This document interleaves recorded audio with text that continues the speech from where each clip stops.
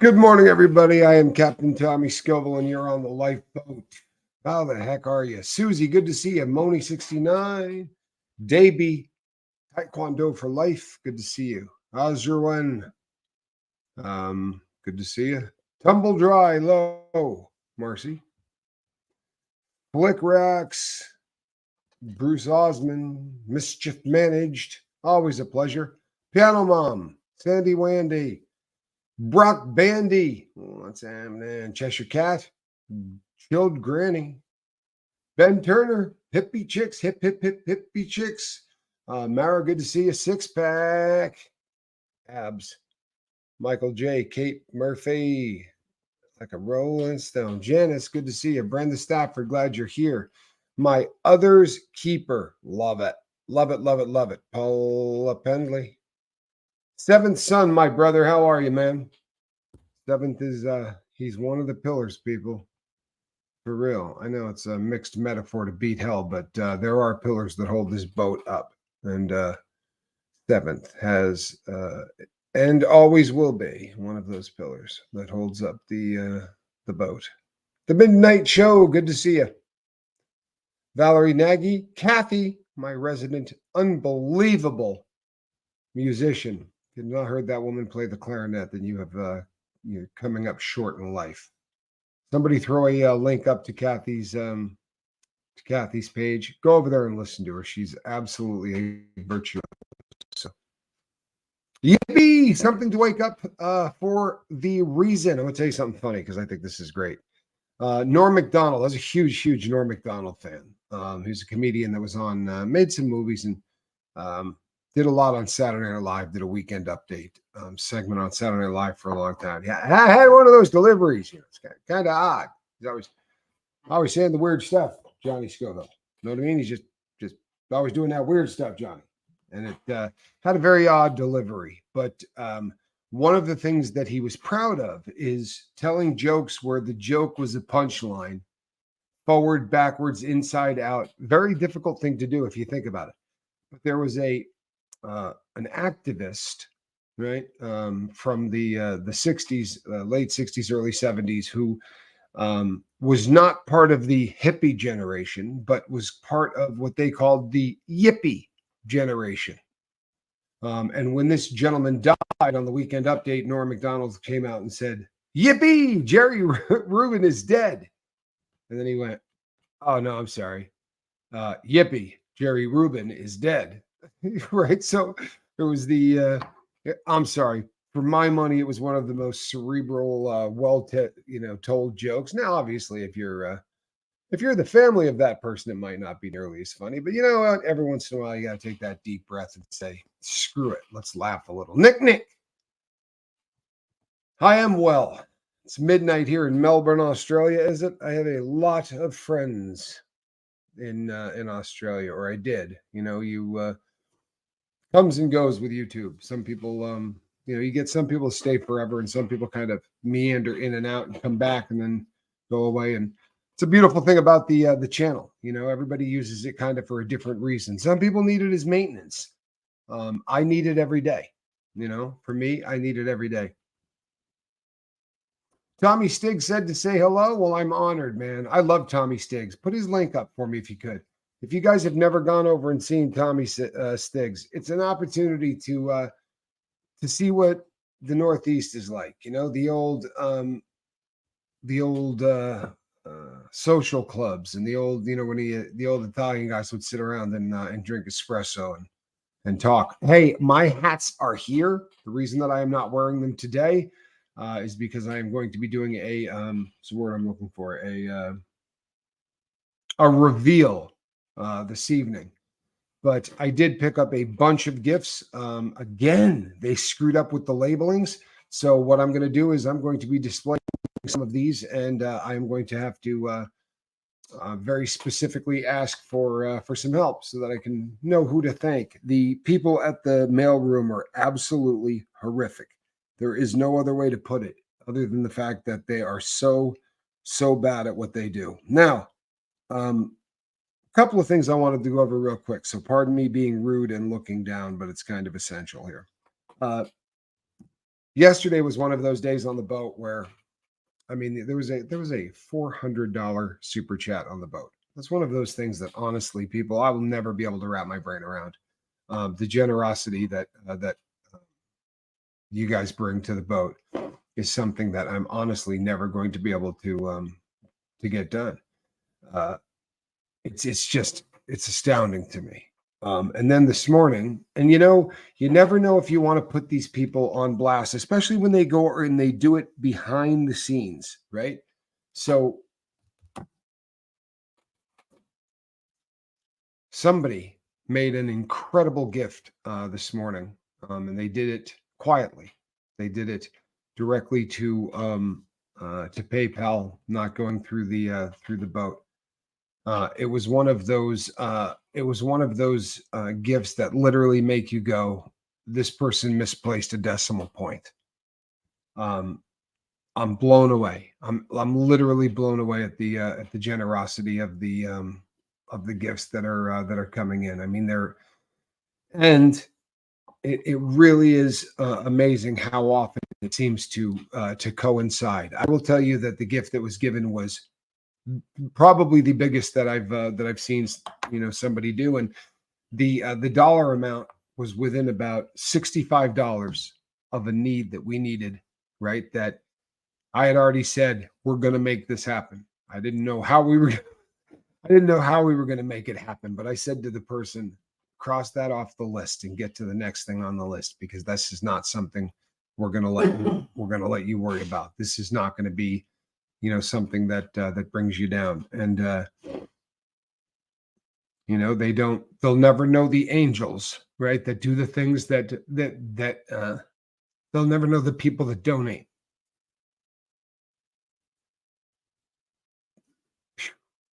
Suck at this. But I'm not going to forget.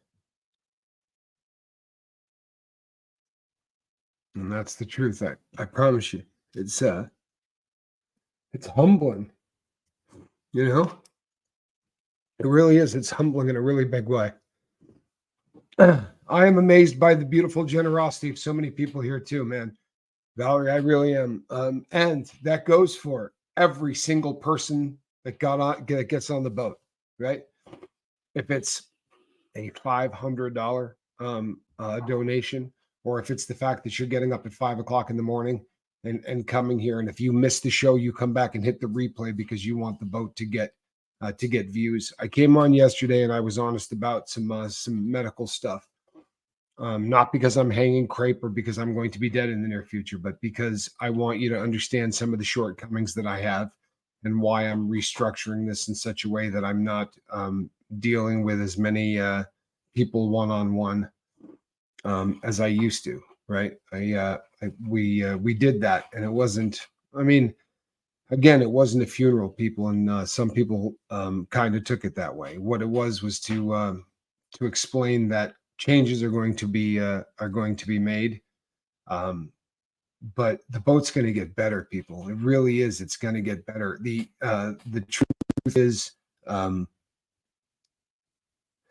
truth is, as always is the case, you see somebody and you go, man, there's never going to be a ball player like Red Auerbach. You know what I mean? There's never going to be anybody that can put points up like old Red Auerbach, right? Does that name jump off the page at you? Probably for a few of you. But then people like Michael Jordan come along and you go, good Lord, man, there's never going to be anybody like a Michael Jordan, right? We'll never even be comparing people to him. But they keep coming and they keep coming. I want to tell you, people, another thing happened that I got to talk about. That was, it is what it is, kind of a bummer. There was an article or two written that I have a terrible reputation, people. And then this isn't coming as a shock to anybody here. I got a really, really horrific reputation. Now, that I'm not talking bad about myself, because for the last 8 years of my life, I'm proud as hell of who I am, of what I've done, virtually everything. There's not much that I've done in the last 8 years that I'm not proud of. And I'm going to continue to go that route from this point forward, right? But nevertheless, you probably wouldn't want to put me um, on a board of directors, right? I'm probably not a great bet for a board of directors. In fact, I would turn it down if you offered me one. And the reason is you don't want that kind of press bringing my name into that kind of a situation. You understand what I'm saying? It's, no matter how much I've reformed, on paper, it's going to go. You hired a bank robber to look after the money, or you hired a bank robber to do this, this, and this. I know I'm not that person, and I'm not. And honestly, I'm not fishing for people to say to me, "Boy, you've really changed." I know I've changed. I'm not looking for that. But what I am going to continue to fight all of the things that I believe really strongly in, right?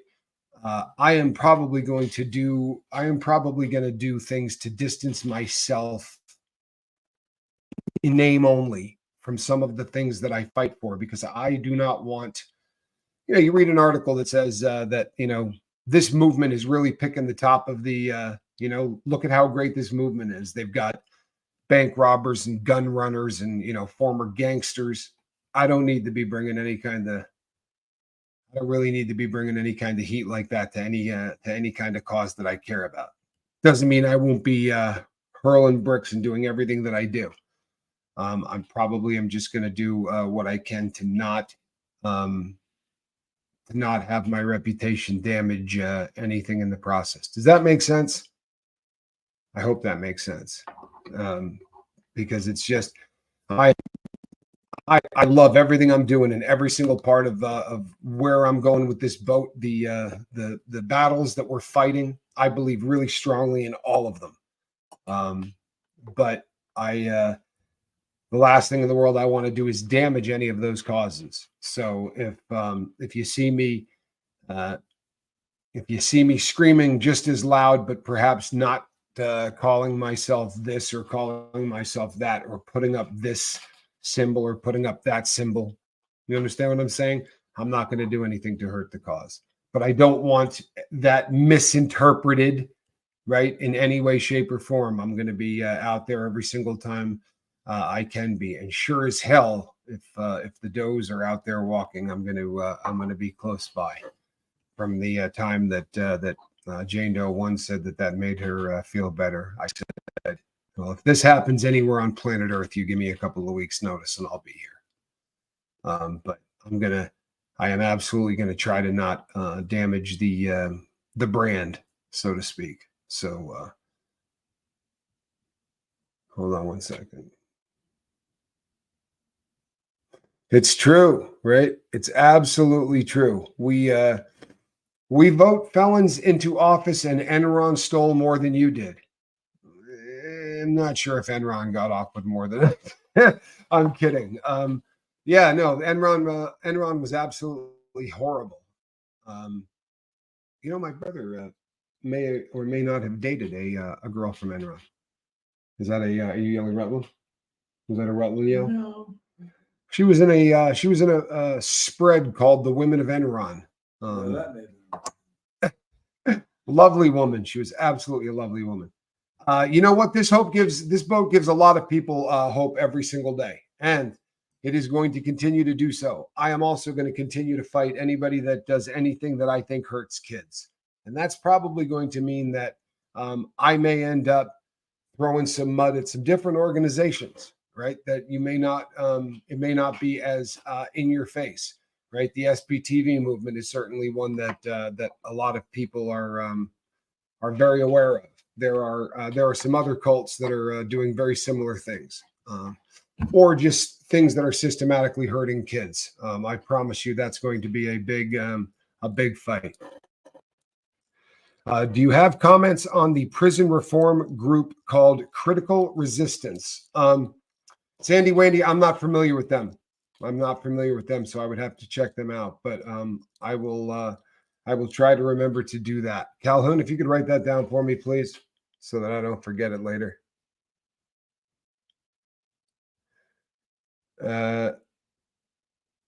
Tammy said, Aaron talked to a few people last night. It was awesome. Oh, you mean when he was on the street?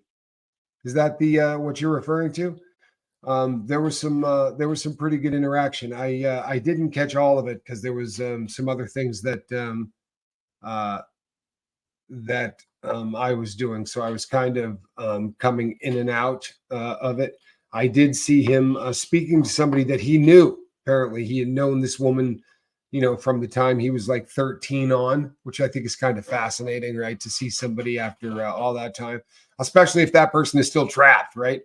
That person is still trapped inside that. And obviously, Aaron has not just escaped it, but has, prospered and has really, uh, people give me crap when I say he started a movement. And I'm sure that I'm wrong in saying that, but he sure as hell has given it a lot of turbo. He's kicked it down a gear, to be sure. Um, you know what? It's Susie Q, the R word is a hard one, isn't it? It's hard to have that conversation. If you're bringing up what happened with Danny Masterson, it's hard. And I think we lose sight of it because it hurts with the demonetization stuff and it triggers some people. But and in his defense, that's so hard to not trigger people. I'm an ass. I trigger people with damn near everything I say. You know what I mean? Honestly, I am just one of those people. I am always triggering people. I'm sorry about that. I'm a friggin' Cro-Magnon. I know that I am. But yeah, I watched what he did yesterday and I thought it was fantastic. And I know Aaron. I consider Aaron a good friend, and I know him, I think, fairly well for as long as we've known each other. And he's going to be bummed out at the prospect that I'm going to remove the SPTV thing off of the lifeboat symbol. I'm not going to stop the fight. What I'm going to do is try to give the people that create the hate a little less to go on, because I am a huge target, and I am not. My presence isn't going to make the SBTV community look good. Doesn't mean I'm not going to fight. I'm just not going to put that up there anymore. I think that's probably out of respect. You know what I mean? To a group of people that I care quite a bit about. That's a great way to put it. That's a great way to put it, isn't it? Aaron did not start this, but he supersized it. Tammy says, I am a survivor of SA and I appreciate his cause. I do too. I absolutely do. And it is such a fine line, isn't it? I mean, I don't know, Tammy, I have no perspective at all. You know what I mean? I don't know. So I don't know what words trigger people, but I'm sorry for that happened to you. And I think it's amazing when people who are survivors are able to do what you're doing, to come out and talk and put this out. It's important that the world realizes that the people that were attacked didn't do a damn thing wrong. It's the scumbags that did the attacking that did something wrong, right? So we should be supporting anybody that is courageous enough to talk about this. And my hat is off to all of everyone who does. Jennifer, much love to you as well.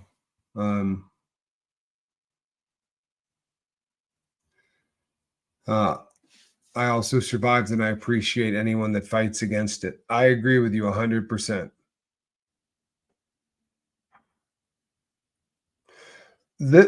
I please want you to understand, I am going to continue to fight that cult for as long as as I am on this planet. I promise you. Please don't misunderstand what I am saying.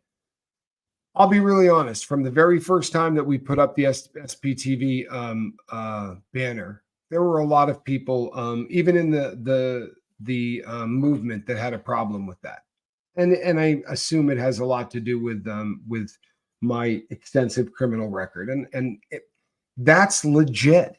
You hear me? I'm not pissed. That's legit. It really is, and I felt. I felt messed up about it in the beginning, and Aaron, and just The people that are really, really cool and are the least judgmental people I've ever met were like, don't be stupid. Of course you're putting that up there, man. Forget what anyone says. And that's love. And I appreciate that. The trouble is, that's not who I need to worry about. Right. I know that the people in that community will support me and not judge me because that's who they are. But I don't want to give the people who are just maybe seeing this for the first time to read and convicted bank robber, blah, blah, blah, proud member of. So I'm just going to keep, doing what I'm doing,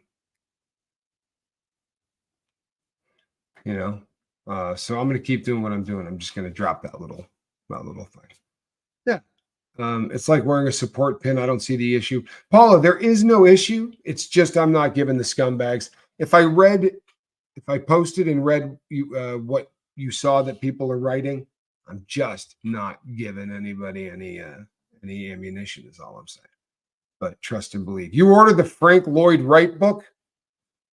I hope I can read it. It's not a difficult read, in my opinion. It's a fascinating read, but I don't think that it's written in such a way that's going to be hard to follow. There's something, and this is going to sound cheesy, and I don't want to keep other people from buying it, right? But there's a soap opera kind of a feel to it because the story is so damn fascinating. This guy lived a life that was unlike anything I've ever read. To see all of that kind of going like this and weaved through it because there was just so much weird stuff going on in the guy's life. You know what's crazy? I honestly now I'm going to end up reading that book again.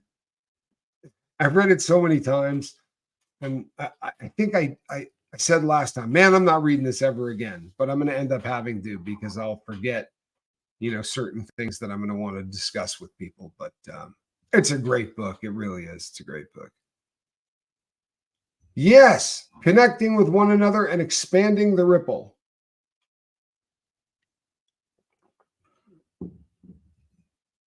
Yeah, as far as the flags that we wave and the banners that we march under and all of that,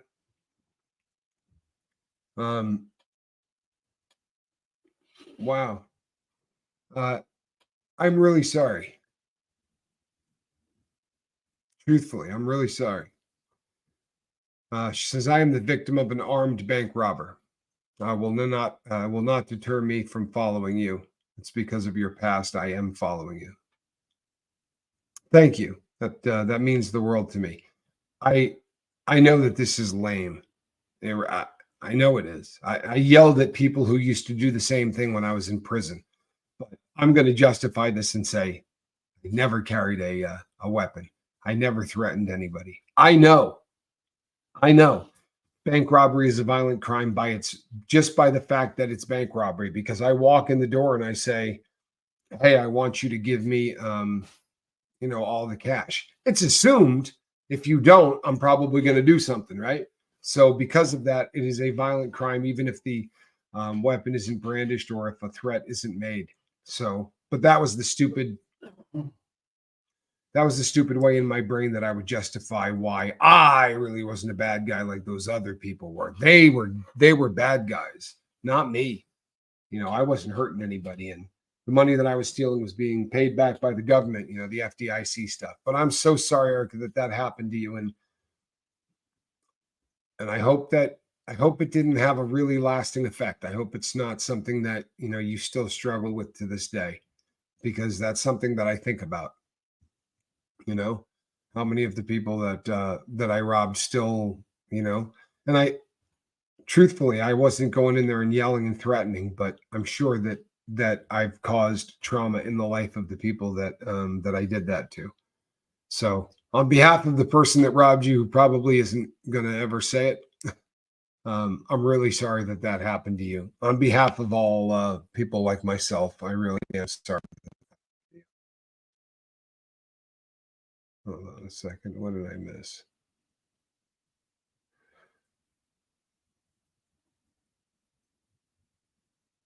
Well, thank you, Tracy. Am I doing okay? I am.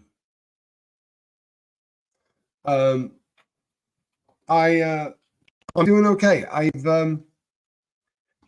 a rugged day or two. Obviously, I've been very open and honest in talking with the people in my life that are most important to me. And there'll be some changes going forward. This is something that happens to virtually everybody on planet Earth. As you get older in age and you start to dry out, literally dry out. We were reading that as a child, the amount of what percentage of your body is liquid is massive. It's like 70% or something. 75. And then as you get older, it just starts drying out and drying out and drying out until the point where you're just, you're not at all what you were. But as that starts to happen, everybody loses some of their cognitive abilities and some of their recall and some of their ability to do deductive reasoning or to do it at fast speed. Because of my head injuries, it's coming on quicker. And it's right. It would be a lot more fun if it was something other than the brain, because that's always frightening. But I have a really great support group. You know what I mean? My family, birth family is fantastic in terms of, of really being here for me. And it's hard. You know what I mean? Sometimes it is so difficult when somebody that you love has a diagnosis or has a sickness, and it's not something that you understand well. I'll use me as an example because I'm the only person that I'm an authority on. But when I get frustrated, I start getting angry at people I love. They'll call and say to me, you know what, I was diagnosed with, X, Y, or Z. And I'll be like, oh man, you gotta be kidding me, man. That's BS. Have you talked to other, man, I'm yelling at a guy that just got diagnosed with a terminal illness or whatever, right? I'm literally starting to scream at somebody whose life is probably not great anyway, because we feel impotent and we feel the inability to do anything about it. And that, for a lot of us, that's a frustrating feeling. But it is what it is, people. This is exactly what's going to happen to all of you. So I'm going to be keeping everybody abreast as much as you need to be kept abreast, so to speak. Right? There's stuff that won't. If it affects the boat, you're going to know about it. On that, I promise you. And there will be no giving back in any way of this. I promise. Anybody get that old school reference? Nobody?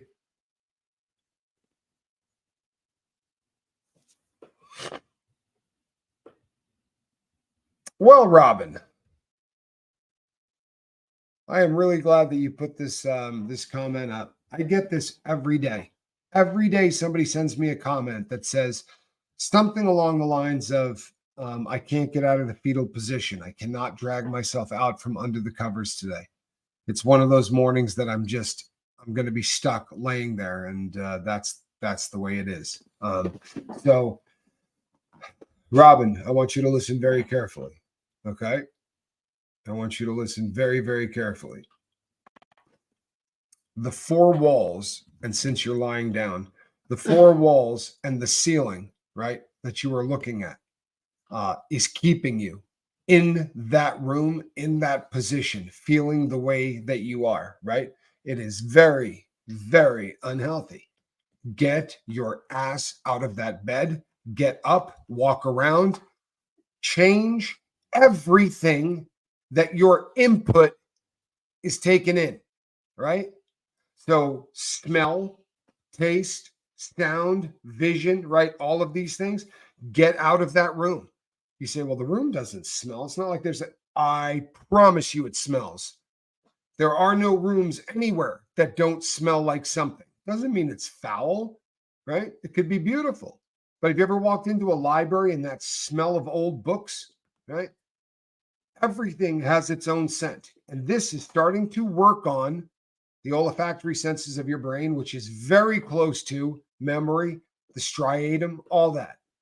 Change the input. Stop looking at the same thing. Start looking at different things. Start hearing different things. I always use the example of going outside, but you go outside and you start walking, and all of a sudden your brain has to do this, right? You may not think about it because the striatum handles it, but you got to put one foot in front of the other, right? And soon you'll be walking across the floor. You know the song? Put one foot in front. This requires all kinds of stuff going on in the brain just to walk. Sure, it's autopilot, but your brain's working. And now you're outside, you're walking. You're not looking at the same four walls. You're not looking at the same ceiling. And you're walking down the street. You're going, you know what? It's really not nearly as cold out as I thought it was going to be. Was that a cat? The hell just ran by me. All of these things that are happening, right, are going to ensure that this, right, cannot occupy the same space as this, right? That doesn't work. So we're going to have to get rid of whatever's bothering you to put the better, right, input in its place. What drives us crazy? Automatic negative thoughts. Ants, automatic negative thoughts. The opposite of negative would be positive, yeah? Okay. Automatic? Well, if it's not automatic, then it's going to have to be something that you do manually, yeah? Okay. So if you have automatic negative thoughts, then you need to manually upload some positive thoughts. This cannot be a difficult concept for anybody. This makes sense, yeah? And you say, well, Tommy, I never downloaded into my head the negative ones. Why would I have to download the positive ones? To which I respond, are you kidding me? Seriously, are you whooping me? You don't think that you programmed the negativity into your brain so that you have automatic negative thoughts? How many times you said, man, F my life, or this isn't going to make it, man. I'm not good enough for this. That is input, right? You are inputting negative into your brain. Oh, I'm not any good at this, man. I'm a terrible artist. I don't even know why I do this, man. I suck at this. Okay? Keep putting it in. Keep putting it in. Keep putting it in. You know, my boy will tell you, Spanky can tell you, as a little kid when he'd say, man, I'm bad at this. Oh, no, Dad wasn't having that. Dad wasn't having that, right? I'm not going to let you start programming your brain into the I'm bad at this stuff. You know, you'd sit down and go, hey, you're struggling with this, right?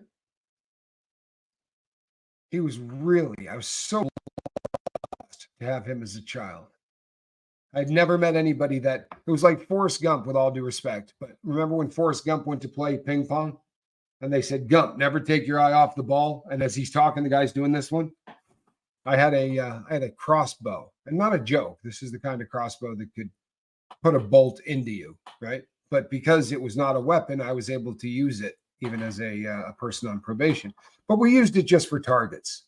And a long distance away, and Spanky came out. There was like 6 grown adults there, and he said, can I get a try at that? And of course, you know, all the big boys want to continue to play. I said, sure, Spanky. And I got the thing set up, and I said to him, if you pull a trigger, right, the gun's going to move. You can't pull it. You have to squeeze it really softly. And I went through a list of about 4 instructions. Then Calhoun put dead center, right in the middle of the target. I mean, so much so that if you had calipers, and my friends all got a good giggle and said, boy, you talk about beginner's luck. No. The second one that Calhoun put into the bullseye actually did damage to the first one, right? It took one of the feathers, which on a bolt were actually made of plastic, and shattered it off the side. And what I found was he was an incredible shot, no matter what you let him do it with, a BB gun, a target, you know, whatever. Because he never got emotional about anything, right? Even if the first one was a little bit off or whatever, there was no emotion tied to anything he was doing. It was pure logic. So I could say to him, the wind's blowing from left to right pretty hard. What do you think's going to happen? It's going to move it, huh? Yeah, it's going to move it. So what do you need to do? Well, I'm going to move it a little bit to the left. Play with it. You'll learn how much you have to move it. The point being, as kids, we don't let emotions get in the way of stuff like that. When we find something and we're interested in it, we dump all that BS out of the way so that we can get to the important part, don't we? We really do. We get to the important part. Ever watch a kid like this? Huh? Tongue hanging out of the side of their mouth. Doesn't care what the world's looking at. You know why? Because the concentration on what they're doing has become so important, right? First of all, this is a great question, right? There are no bad questions. You realize this? The bad questions are the ones you ask on someone else's channel. I'm kidding. How do you fight the disappointment if you tell yourself it will work out, but then it doesn't? The disappointment can be debilitating. Well, I guess it depends on what you're telling yourself. I'll give you an example, LA man, right? Because if what you say to yourself is this is going to work out, she's going to come back into my life, or he's going to come back into my life. This is going to work out. She's going to show up. She's going to love me. It's going to be just the way it is. How much control do you have over that situation? Honestly, 30%. You can affect something by being kinder, by communicating better, right? But you cannot control that situation. So one of the things that I would tell you is this: journal. Don't tell yourself things, write them down. But don't promise yourself things you can't do, right? I will not put down on in my journal, I'm going to help LA Mac get sober. I'm going to make sure this person gets sober and happy. Oh boy. Then what happens if you fail? Well, then I fail. Then it's on me, isn't it? My fault you failed, because I put right down in that book, I was going to make sure that didn't happen. What you set yourself up for is going to determine how bad the disappointment will be debilitating. Same situation, right? Here's the other concept. My wife is gone, right? What I'm going to do is this. I'm going to live my life in such a way that if anyone crosses my path, they're going to think, this is a person I'd like to spend the rest of my life with. This is a person I feel like I can trust. But you know what? I'm not going to tie my happiness to whether or not this person comes back, because it's out of my control. If you start taking real serious charge of the things that you can control, right? And starting to forget about the ones, at least in terms of being frustrated, forget about the ones that you can't control. Flick, I love this. I don't know who he is, but there is something massively important about walking, and it is something that is a huge part of my existence. I don't do it for more than about 25 minutes, because science says after that, the wear and tear on the body, it starts to get into this. Are you benefiting more or not? But if you're keeping it right below that half hour, you're doing 25, 26 minutes at a good clip, it's perfect exercise. And it gives you all kinds of input, doesn't it? Stuff you hear, stuff you smell, stuff you look at. And all of that will change not just your walk, but what happens when you get back into that room with the same four walls. By the way, if the room you're in and the walls you're looking at, right? If there's 4 pounds of clothing on the floor, you're screwed. You're screwed. Live and swallow and watch what happens. Live in a mess and watch what happens. You're saying to your life, this is what I will put up with. This is what I am comfortable with. And you say, yeah, Tom, it's not a big deal though, because it's just my room. It's your life. You don't want to believe that, that's fine. But it's your life. What you're telling your brain is the most important part. For me, this is where I put my head down at night, close my eyes with nobody guarding me, right? I'm so comfortable. I can go to sleep there with nobody having my back. That sounds silly, right? But as animals, we always had to have somebody to have our back. Over time, we have forgotten about that, but it's still deep down in us. That sleeping thing's a big deal, right? So the bed is kind of a sacred place, right? We spend a third of our life there. But if your bed and your room are an utter disaster and you just go in there and lay down and you go, it's no big deal, you're telling your brain what you'll put up with, right?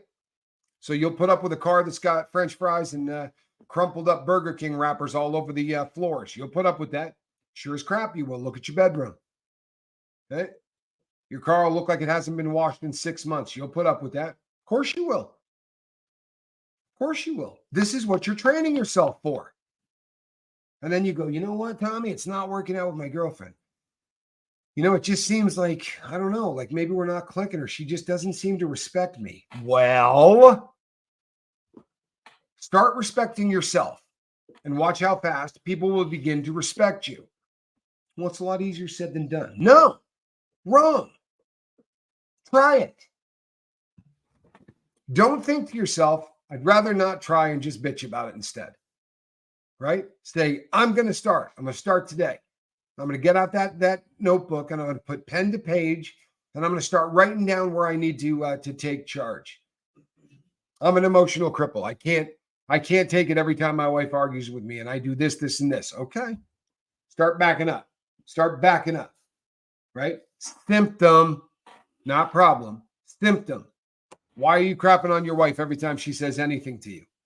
Right? Because it's not about that. You got on one knee and asked this woman to marry you. This was the most important person in the world to you. You couldn't sleep. You couldn't think. Right? So what happened? Back it up. Keep backing it up. Tommy, why is it a big deal if I make my bed in the morning? Duh.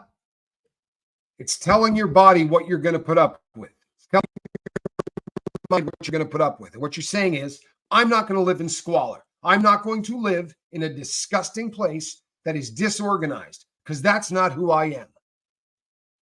It's not who I am.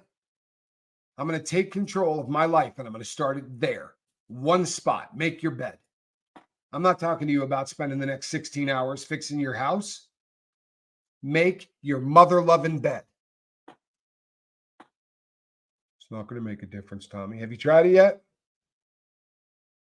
Make your bed. Do it every day for a month. Watch what happens. And then guess what? If you're walking in your room and you see something, then it just looks a little out of place to you. If you walk by it, what are you telling your life? Think about it, people. What are you telling your life? This thing's a pain in my butt. I know it shouldn't be there. I need to put it away. It needs to get organized, but I'm just going to walk by it.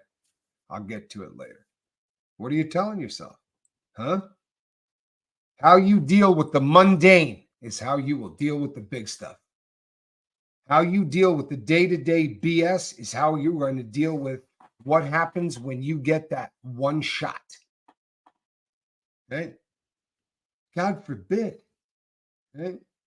You really do get that one shot. Only you're living like a slob. Right? Your bed's not made. There's crap all over the floor.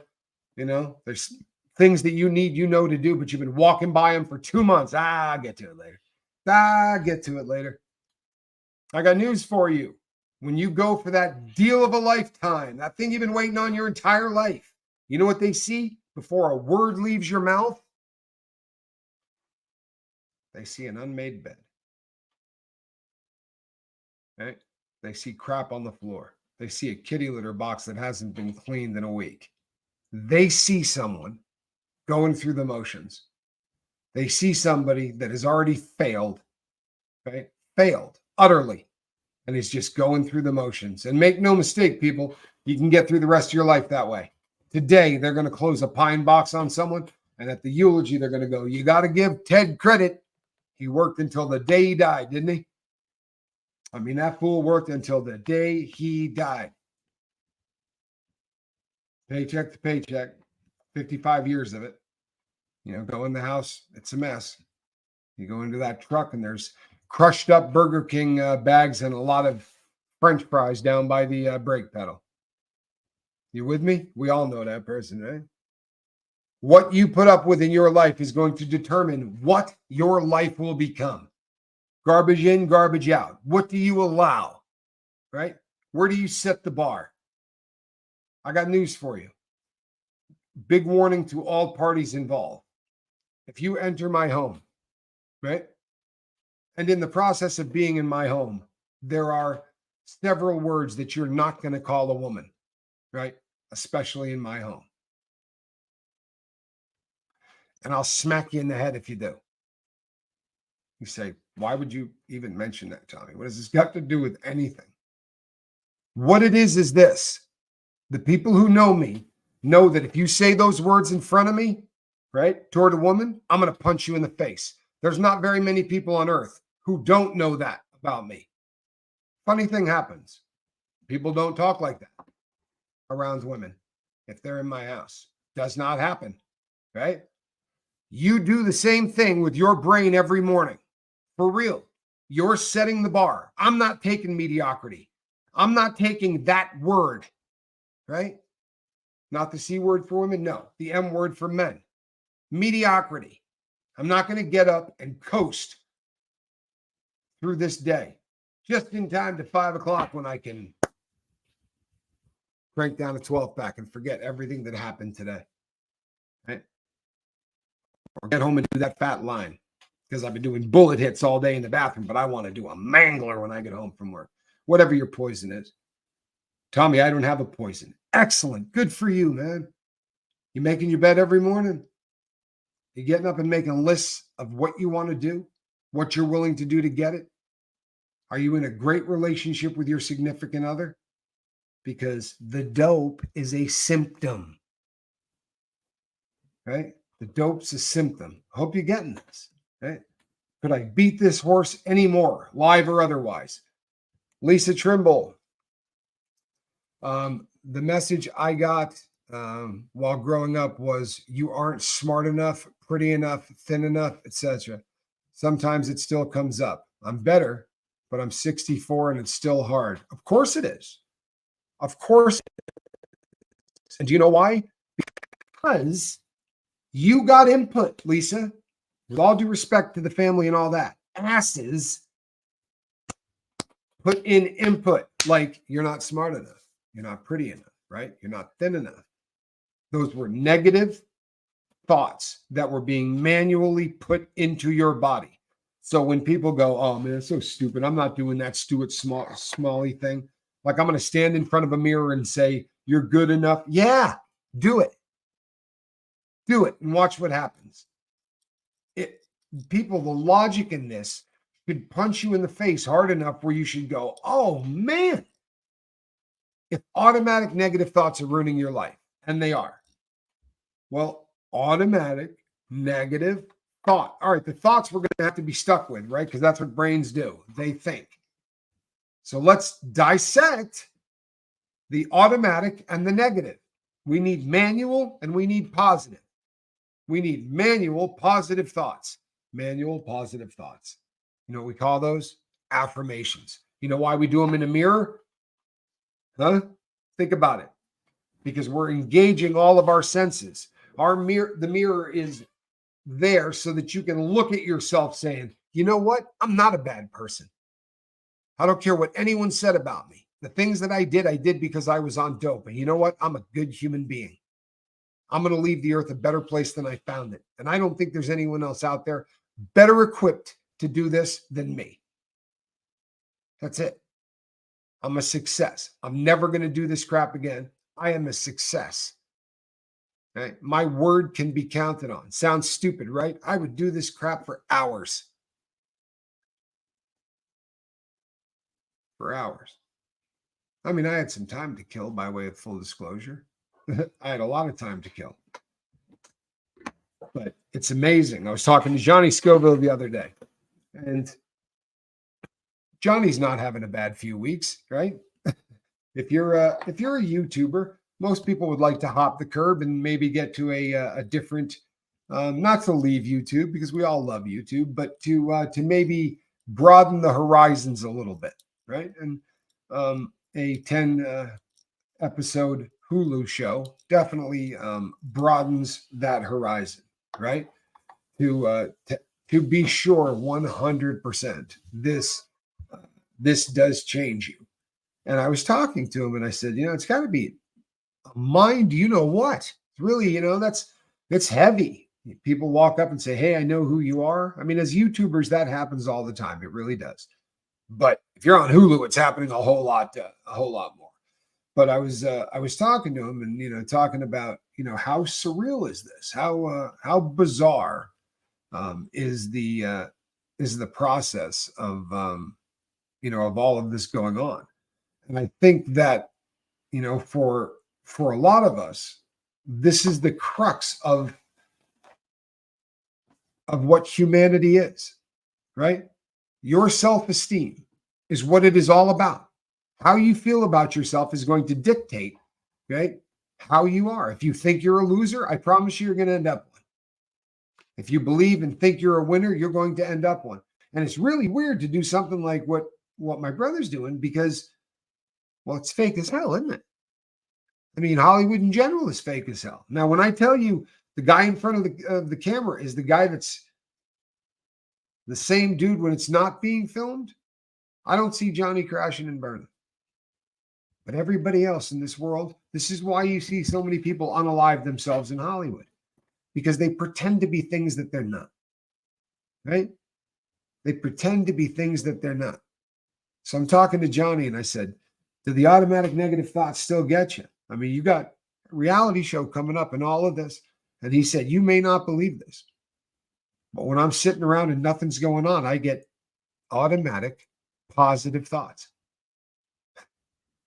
He's sitting on the couch and there's little voices in his head going, boy, we're in a good spot, aren't we? Huh? Life's pretty good. We're killing it, aren't we? Well done, my friend. I'm here to tell you that's possible. I don't get it all day, every day, but I've absolutely had them.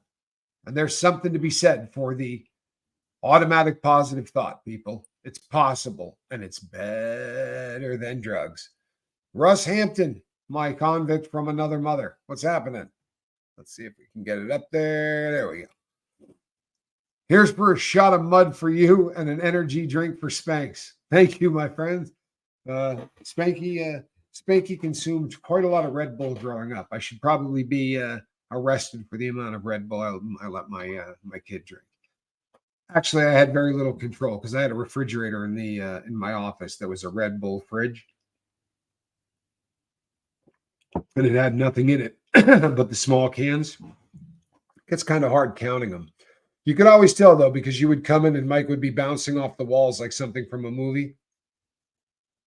You know what I mean? Like in The Mask, when he starts going bing, bing, bing, bing, bing, bing. That was Calhoun. I used to love to give him Mountain Dew, 2 or 3 Mountain Dews, and then send him over to his grandma's house for the weekend. If you let me clean your house, then we are really friends. Boy, spoken like a true tweaker, no offense. But I had a neighbor that came by. My brother can back this up. Didn't know the guy very well. He was actually at a friend of ours' house, but we hear the knock on the door. Went and opened the door, and we could say his first name, right? You know what? I won't do that. I'll call him Foamer.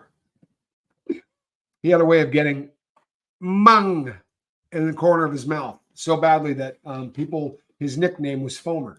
But Foamer came to the door and said, hey, would it be cool with you guys if I washed your dishes real quick?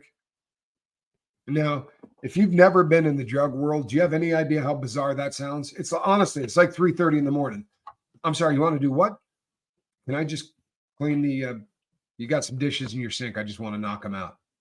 Yeah, knock yourself out. Go over there. And, I was kind of freaked out by the whole thing, but my best friend at the time, we'll call him Wally. Wally said, I said, this isn't bumming you out. He said, get the damn vacuum cleaner. You tell that fool, like, he said, get him in the shower. He could be scrubbing down the grout. Gypsy Daisy, you just had an epiphany? Wow. Wow. Please do me a favor and reach out at a later date. You don't have to get into excruciating details, but do tell me. Epiphanies are beautiful. Millie, thank you so much. Millie the Dandelion. Thank you for your support, Millie. God bless. I'm so happy you're here. I mean it. Unpredictable Tony said, I just made my bed because of Tommy. That's a good start.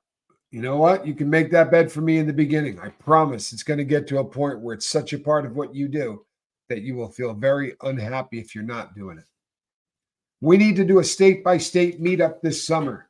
Tracy, we are probably not going to do state by state, but I do intend to pick regions of the country, maybe do 8 to 10 stops so that you may have to travel a couple hours, right? Some people will have to travel a couple hours, but since I will be traveling thousands, I'm sure we can work something out. I really do want to do that.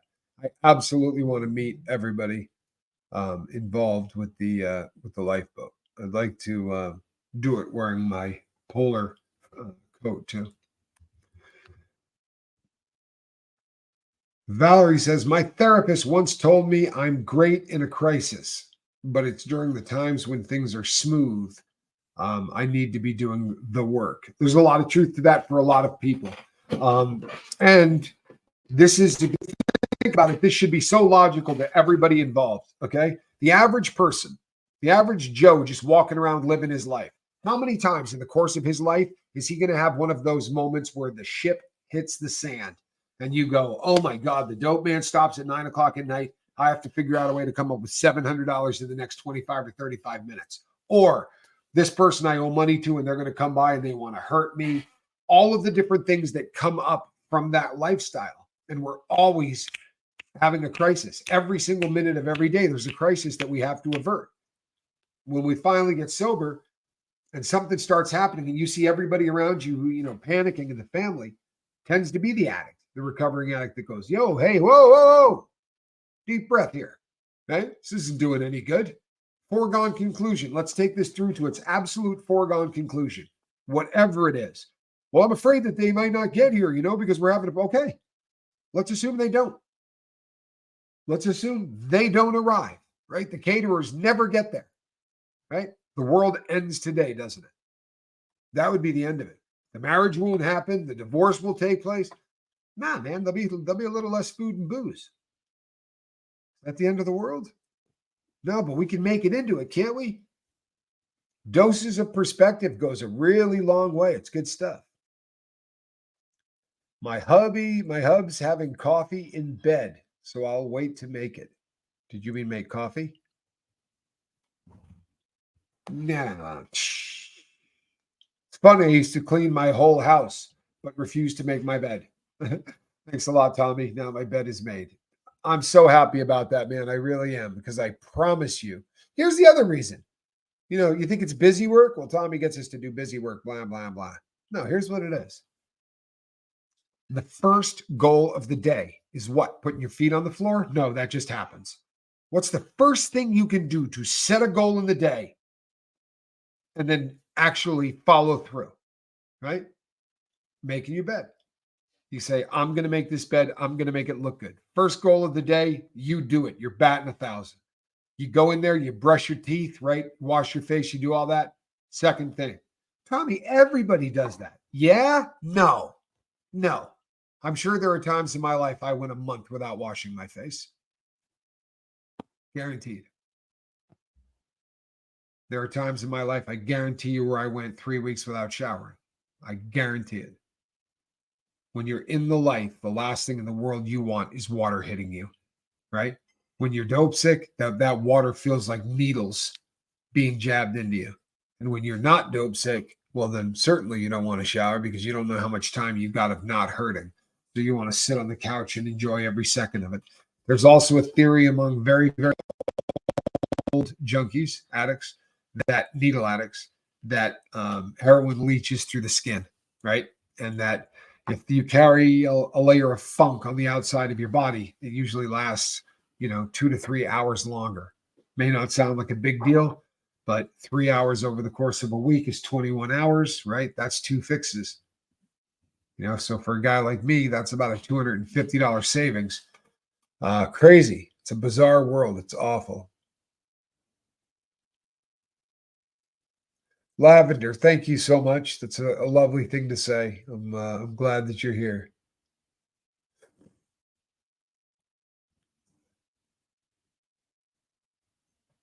I love it. I love it. I love it. I love it. You should be very proud.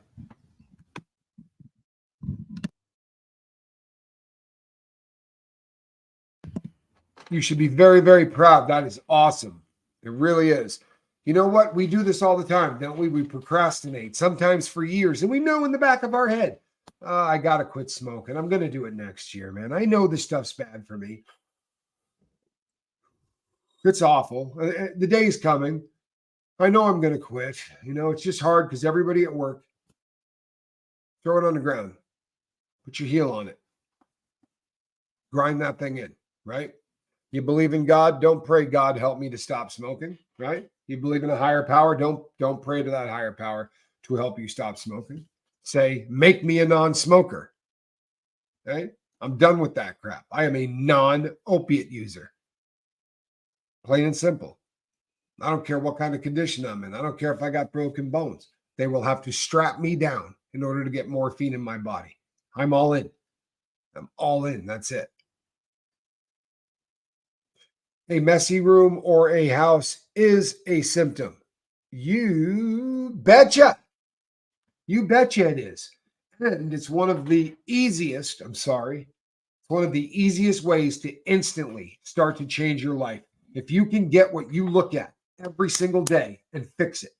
Start with what you look at every day, because what you look at is destroying you. If you walk in the front door and you're living in absolute crap, you walk in and there's empty beer cans on the ground and there's, dog crap that hasn't been cleaned up and all of that. It says to your brain right then, we already quit.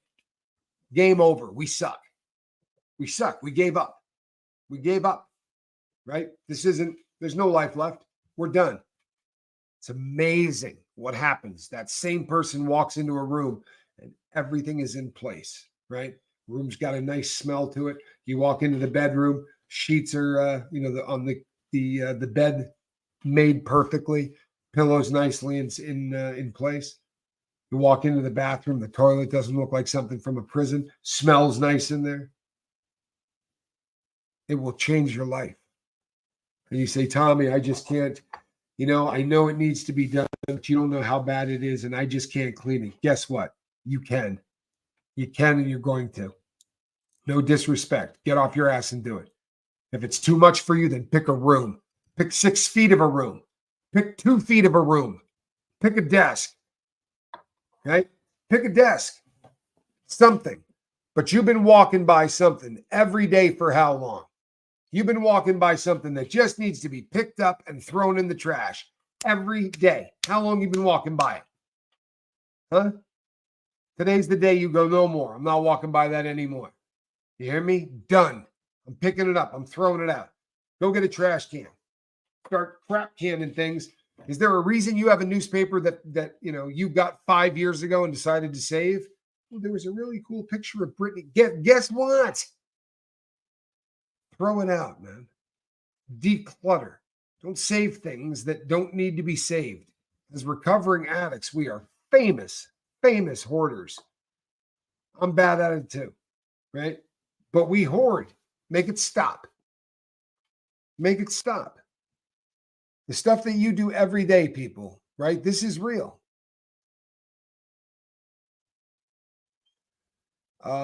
Lisa, everybody, when they start feeling like they made a mistake, I'm gonna back up and we're gonna do something really quick here because I think it's kind of important. And thanks again, Lisa Trimble.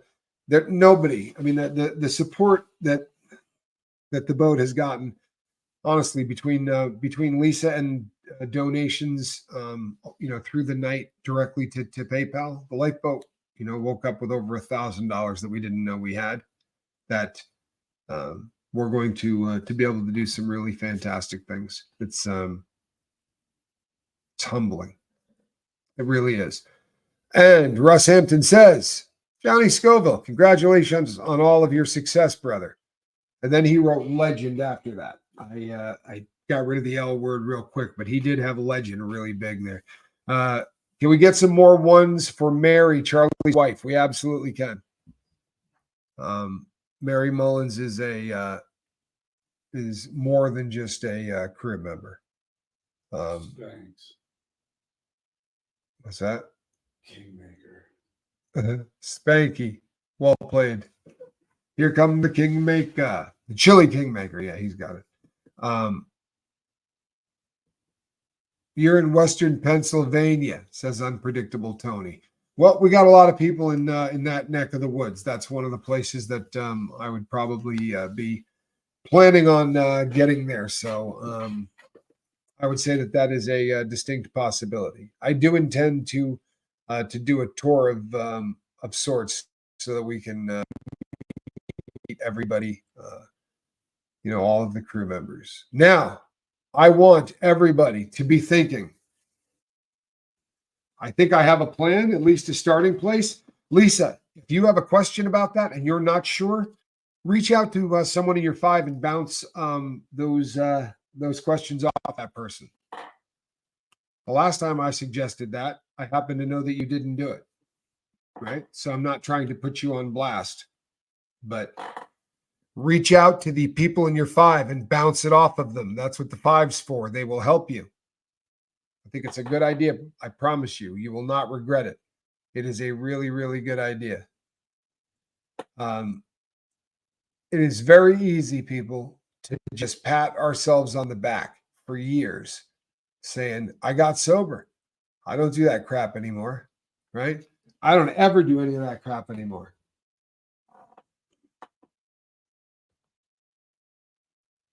Sorry. Oh, Purple Groovy, that's so kind. What a nice thing to say. Even though I have never met any of you in person, my heart recognizes your presence. That's lovely, isn't it? It's amazing how fast you can really become friends with people through this kind of forum. Grab a trash bag and just get rid of garbage. It's an easy way to get rid of a lot of crap and not be overwhelmed. Great advice. And guess what? If that's all you do today, right? If you feel like, Tommy, I can't do this. I'm so overwhelmed. Okay, I got an idea. Pick up every pair of shoes you got anywhere. You got shoes laying everywhere? Start with shoes. You realize how easy it is to just start breaking this into little bites? Get all the shoes taken care of. Trash bag. Pick up anything that's trash. Get all of the trash cans in the bathrooms, in the offices, everywhere. Clean them all out, dump them, and get those out of there, right? Then we go to work on the kitchen, because when you clean the dishes in the kitchen and the kitchen looks good, the whole house starts to go. If you're living in a mess, if you're living in a house that badly needs to be cleaned, right?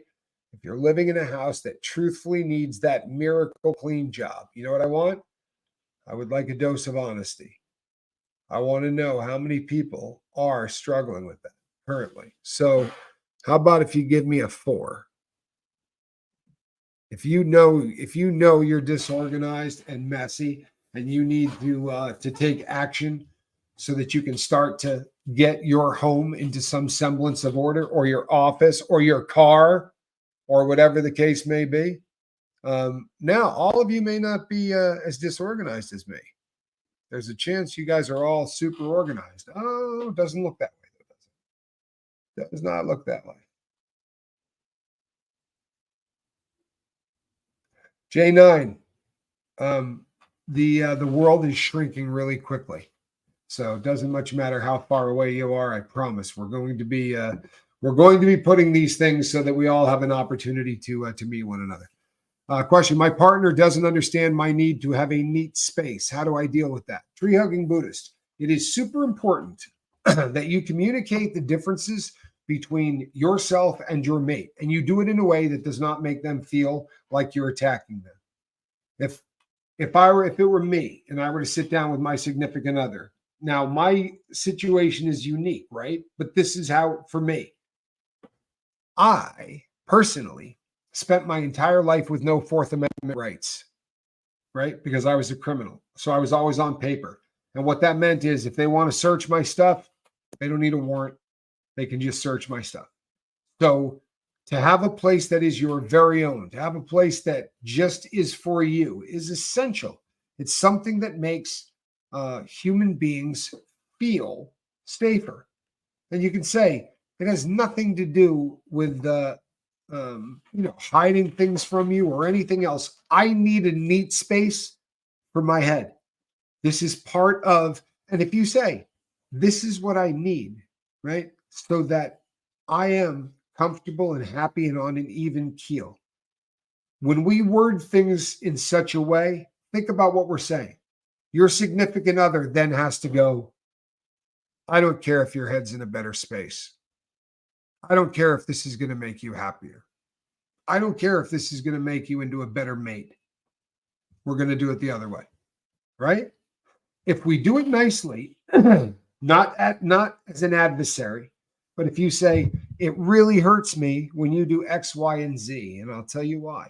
I really need to have a little bit of space that I can keep organized. I'm not technically OCD, right? And that word's thrown around a lot, but I have some elements of it. And I find that I can organize my thoughts, my soul, my spirit, all of it by starting with that one area. You know, you've seen feng shui and the people with the rocks and the little rakes.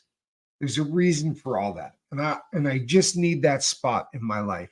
Without that, I'm sad. It really does. It makes me sad. What do you think? And if that person doesn't care that you're sad, reevaluate. Right? Reevaluate. Because your significant other should not be very happy with the idea that you're going to be sad.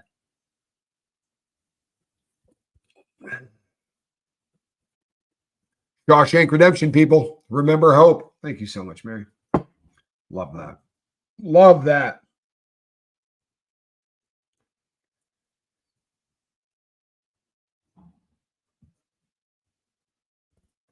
So, real quick right now, right?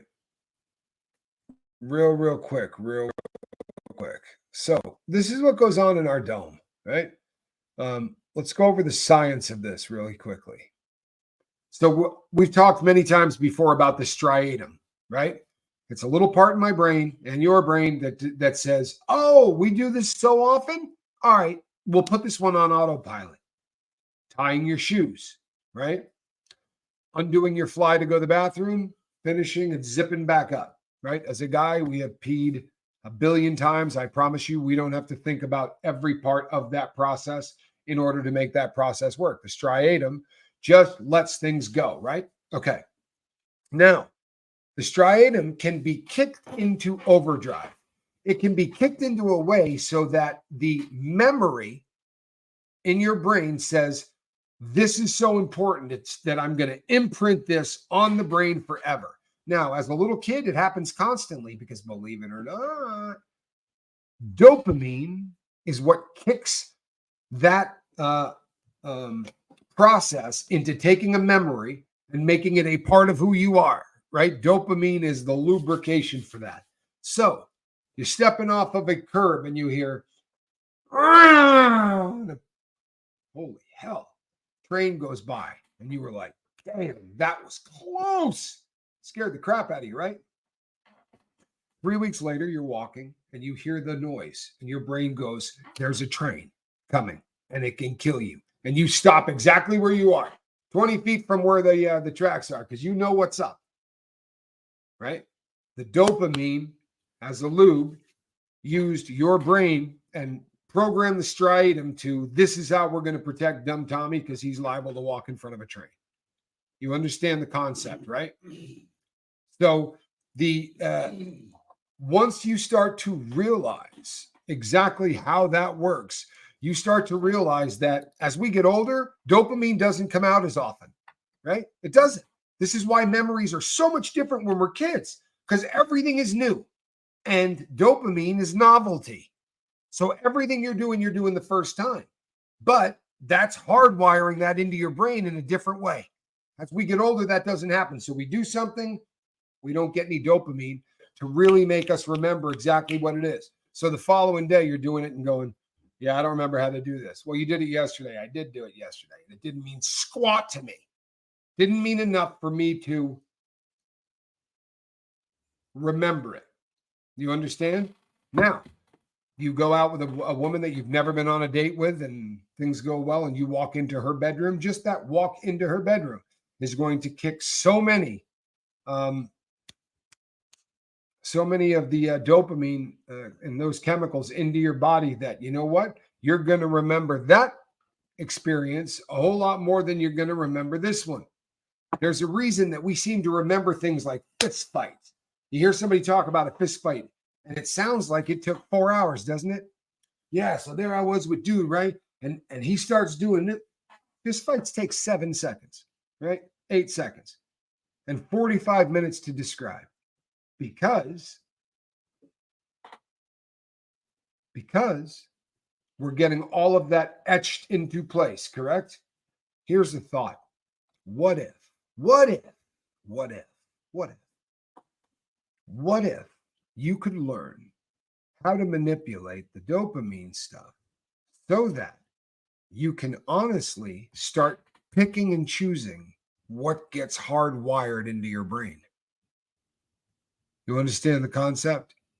If let's say, since we're all drug addicts and this one will make more sense, let's say I go up to Johnny Scoville and I take a needle and I stick it in his arm, right? And I press it in and I go, that's a crap load of dopamine, right?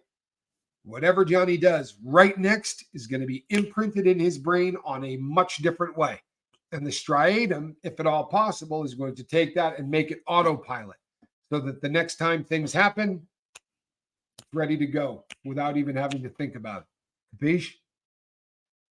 So what can you do in your life to start bringing dopamine in so that you can start to create habits a whole lot easier? Cosmic Christie says, what if one never produced dopamine without risk-taking behaviors or making strangers upset on Twitter? Now gets it from Connection, asking for a friend. Well, this gets confusing very often, right? I've hopped out of airplanes. I've jumped off cliffs with skis. I've done just about everything really stupid that you can do that is supposed to kick in adrenaline and dopamine. And what I have found is this: we get dopamine all day long. We do. We get a fairly steady. In fact, at any given time, you have what's called base level, right? So you take a hit off of a cigarette, and that nicotine, they say, gives you base level times 2. So I assure you, for your friend, the dopamine is there, right? You don't notice it because we live with it. All of us want to up that dopamine level, right? We want our base level of dopamine higher. What's the big deal? Well, the big deal is your memory will be a hell of a lot better, right? Well, as we get old, since nothing is novel and there's no more dopamine, we're not remembering things the same way. Create more dopamine. How? I can't keep jumping out of airplanes all the time. It doesn't have to be scary. It has to be novel. It has to be something you haven't done before, which means it can be reading on a subject matter that you know nothing about. It could be watching a documentary on a subject matter that you know nothing about, but it has to be engaging. It has to be something that you're getting into. Get outside and work out. I'm 55 and I don't give a crap. Get out and work out. Walk 20 minutes a day. Tommy, I can't walk 20 minutes a day. Okay. Walk 3 minutes a day. Tommy, I can't walk. Okay, good. Start literally isometric stuff. Squeeze your knees together as hard as you possibly can for a 10 count.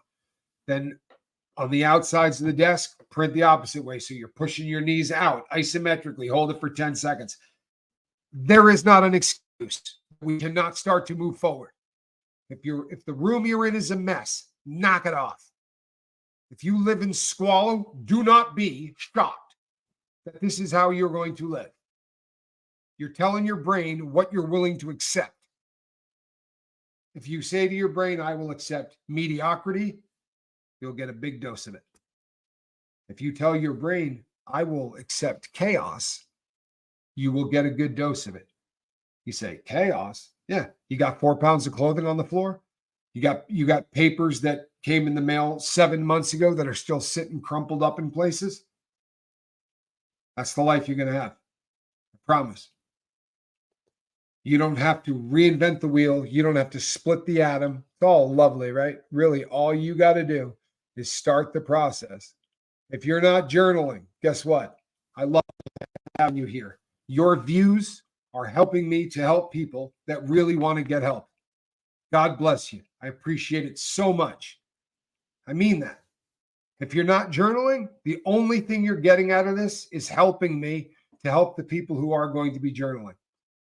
Now you can do it talking into a machine. It doesn't have to be written down, but the stuff in your head has to get out of your head. And if that's not happening, you're not going to get the success that we're all wishing that we were going to get. And that's just the way it is. All right? I promise I wouldn't lie to you. You're making gravy from scratch. Oh, I love that.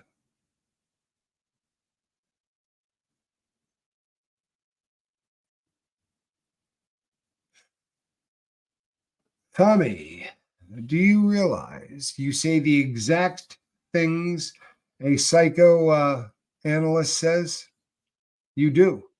Care on. I'll take your word for it. I'll take your word for it. My guess would be that we read the same books. You know, I did everything I could to get the kind of books that, or I read a lot of books. This is a live to save and come back to for sure. Kristen, thank you so much. By the way, when I came out yesterday and I talked about my issues with my head, I said, there are going to be days I'm not going to be here, and there's going to be days I'm going to have to skip, and that's kind of the reality of this. And then I said, but you know what, man, there's 1,000 hours of me doing what I do. Some of it's gold. There's only 40 people that saw it because it was really old early on in the days, but I'm proud of some of that stuff. Some of that stuff was gold. And someone went over into the Facebook group and wrote, you know what? Let's watch some of the old stuff to rally for Tommy. I personally am going to watch every one of these. And I thought, you know what? How sweet is that? That's such a kind thing. A bunch of you did it. The numbers didn't dip, and they should have. I haven't been able to do as much content, and there's been some issues as far as that goes. But the numbers did not dip at all, and that's because you were all going back and watching old videos that I've done, and I can't begin to tell you the honor what that means to me. It's just I don't know how to put it into words, but you guys are fantastic. You really are. Thank you for doing what you're doing. It actually does really make a difference. Kirsten Iverson, thank you so much. I love you, hon. I really do. And I'm so glad that you are here. Did I miss anybody, Calhouni? Why do I feel like I missed somebody? Because I'm not very good at this? Could that be it? Michael J says, keep read, brother. Hold on. Keep reading. Let's see. I never stop reading. I promise you, I never stop reading. It is reading to me. I missed you, Zena Turner. I do not want to miss that. So let's get that. We can't have that. Let's see here.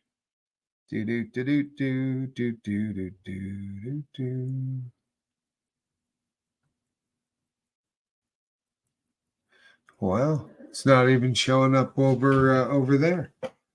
It's not showing up in my super stickers. I'm sorry. I don't know what happened. It's odd. But Kirsten Iverson, thank you so much. You guys did see the pussycat, right? Calhoun, do me a favor and run through all of those super chats for me real quick.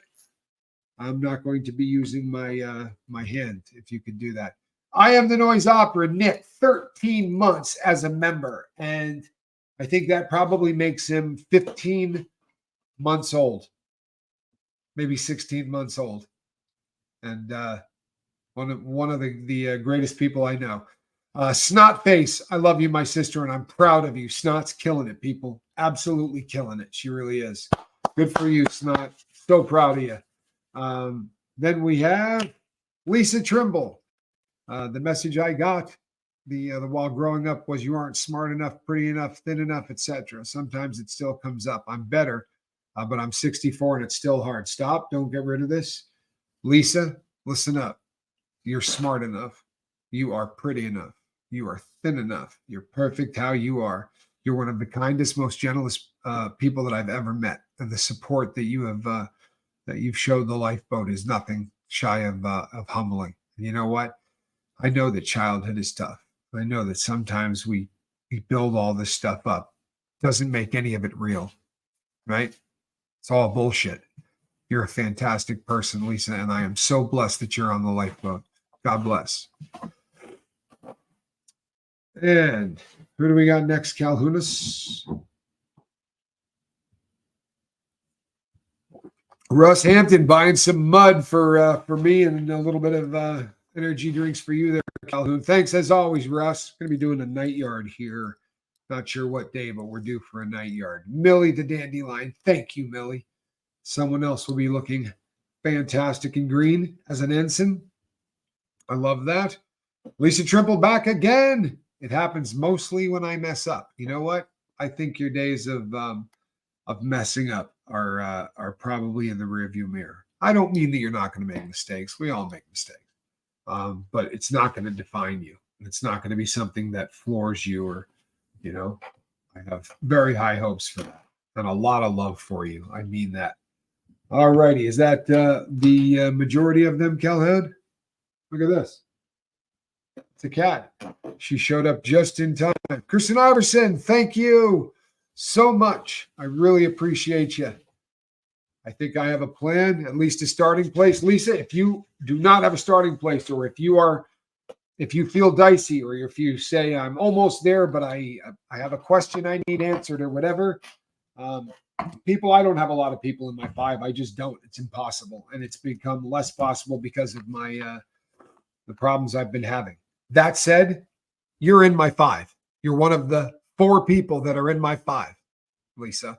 So please reach out to me if you need me. I have a very small select group, and I can work with them. So reach out if you need me. No excuses. I am your 5. I'm Captain Tommy Scoville. Where's my son? Hello. Where's the fight? What are you doing? Just reading super chats, comments, stuff. Having coffee. What are you doing? I'm living the dream. And I'm not being a Weisenheimer when I say that. That's from the bottom of my heart. I'm living the dream. Weisenheimer Schmidt, huh? Weisenheimer Schmidt. His name is my name too. I had a friend in high school that had a T-shirt that said, "Who is John Jacob Jingleheimer Schmidt, and why is his name the same as mine?" And I always thought that was kind of a clever shirt. All righty, that's it. That's a wrap. I need to get to work, Calhoun. There is so much that needs to be done. But don't go anywhere. I got a couple things to tell you. Well, when I hang up on the crowd here, you and I are going to stick around, all right? I love you all. We will see you on the next one. I'm Captain Tommy, and that is Spanx. See ya. Love you guys.